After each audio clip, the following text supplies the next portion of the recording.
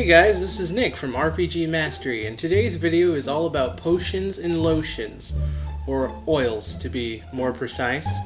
Pathfinder potions are amazing little tools players can use to maximize their spellcasting abilities and share a little bit of their powers with the rest of the party. Potions can also be used to harm your enemies by convincing them to drink them. Oils are similar to potions, but they must be smeared or slathered on the target of the spell imbued. Potions are a very cool concept, but in my experience are not used very often due to the ambiguity of the rules and the brewing time and costs involved. Nevertheless, a carefully timed potion use can save your party from a TPK by healing and empowering your allies and harming and disorienting your enemies. Let's break down some of these rules quickly so your characters can start using these awesome tools in your next gaming session. As always, it is also important to remember that these rules are more like guidelines and can be changed by your GM anytime. Now let's get into the vanilla uses of potions according to the Pathfinder rulebooks. To create a potion or oil, a character must be of caster level 3 or higher, meaning you need to have taken at least 3 levels in the spellcasting class. You must also choose to take the feat called Brew Potion on your character sheet. Next up, you must choose a spell that you would like to convert into a potion or oil. The spell must be of level 3 or lower, and you must know that spell or have it written in your spell book. The spell's description must also have a target listed and a casting time of under 1 minute.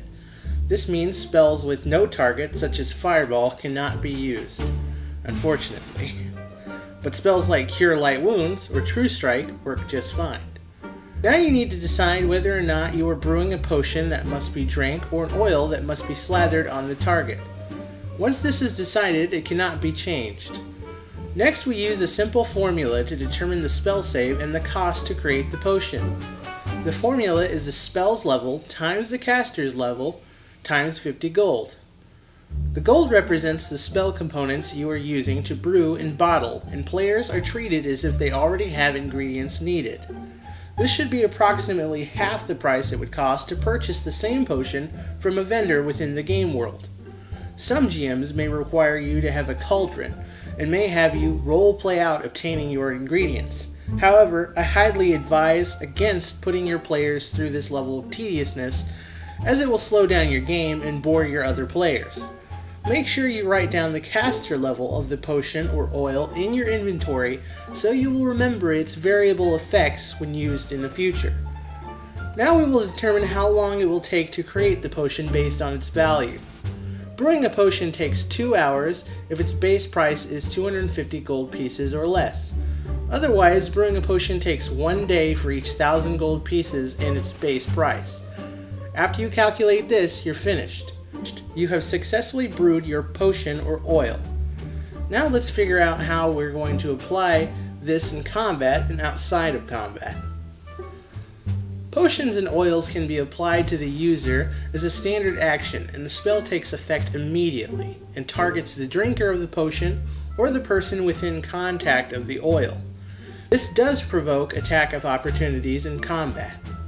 I suppose an oil could be thrown at an enemy in order to activate an ill effect, but that would require the caster to throw hard enough to beat its armor class of 13 or break DC of 12. You could also apply an oil to a weapon and have the effect go off when it strikes an enemy. If I were GMing these rules, I would have weaponized oils be thrown at an enemy using BAB plus Dex, and have the user beat the enemy's touch AC and bottle break DC of 12. If this worked, I would have the enemy roll his appropriate save for the potion effect based on the spell's level at the time the oil was brewed.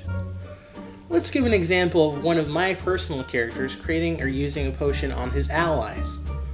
My level 20 wizard named Gunther decides to make a potion of Owl's Wisdom for his monk buddy, Drage. Knowing that monks use wisdom to strike and deal damage, his punches will hit way harder if he consumes the potion. Owl's Wisdom is a level 2 spell in Gunther's spellbook, which will work for a potion because it's below level 3 and has a target of creature touched. Now to brew this potion, it will cost Gunther 50 gold times his caster level of 20 times the spell level of 2.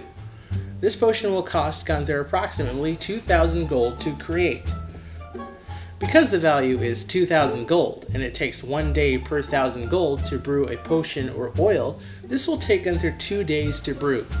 This may be very high cost, but this potion will be extremely powerful.